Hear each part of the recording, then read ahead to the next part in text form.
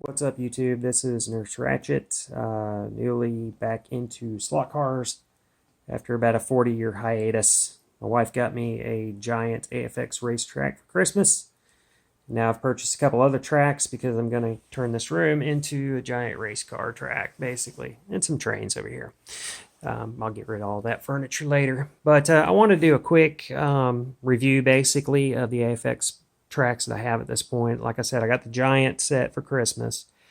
I bought the Endurance Champions and then the Stalker Challenge latest. The Stalkers because I want the bank turns, and I'm going to turn this into a 4-lane track. I've finally decided because I've had multiple kids lined up trying to race, and we're going two at a time, and that's just not going to cut it.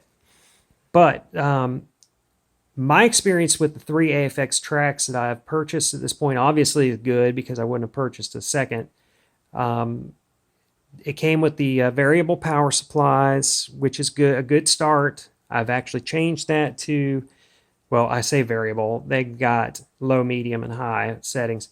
I've changed to a variable laptop power supply, and I learned how to do that from HC Slots. He's got a channel that talks about the power hack, you know, if you get to that point. There's a lot of details with these things. You'd be surprised if you're getting into it. There's a lot of variances. So you kind of got to move carefully and slowly when you purchase things. You know, just planning on what your intentions are, because, you know, you can get cars that your controllers won't work with.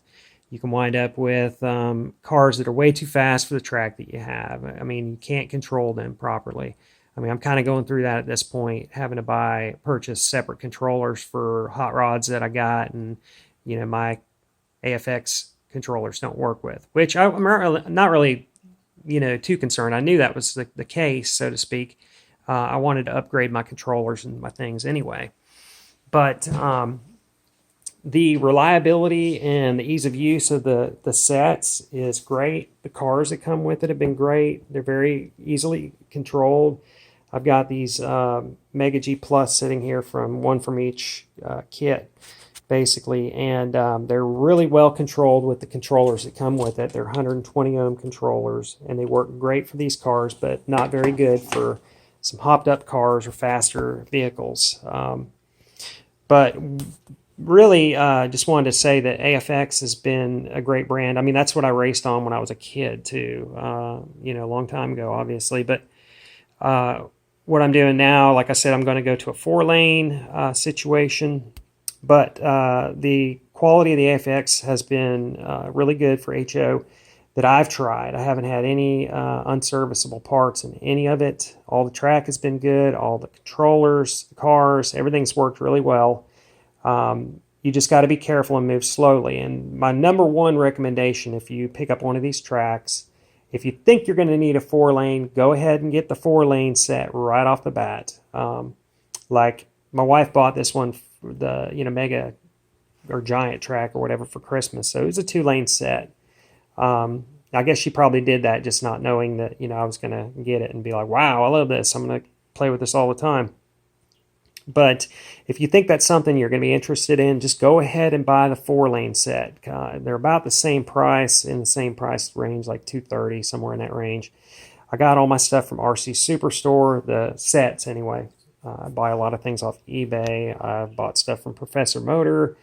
But I'm going to get into that stuff later. I'm just saying, you know, try to understand where you think you're going with it. And if you do think you're going to have a 4-lane track in the future, get the 4-lane set, because it's got a lot of curves that match together and things, where a lot of these like 9-inch corners that I have, I don't see any over here, right here. Well, these are 9-inch, 1/4 turn, 9-inch. I mean, those don't match up to anything. So, you know, they'll be like single areas, you know, if I even use them.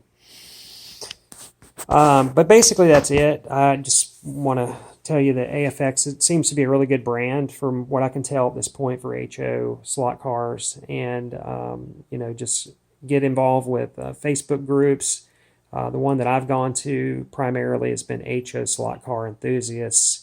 And I've asked a lot of redundant questions in there that probably people are tired of answering, but everybody's been very, very pleasant and very helpful. I can't say enough about how helpful these guys have been in helping me to understand what's going on with this stuff. And there's a lot to learn. So I'm picking it up as I go, and just learning from that. So try to be doing some research, while you're purchasing things or before you purchase things, so that you don't wind up with, controllers that don't run certain cars, or vice versa. There's a lot of intricacies that go along with this. Anyway, just wanted to give a thumbs up for this type of set. The AFX sets have been very good so far.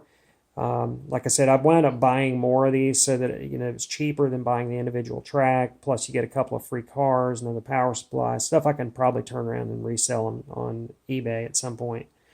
But that's it. Just want to hit the high points on the starter sets. Y'all take care.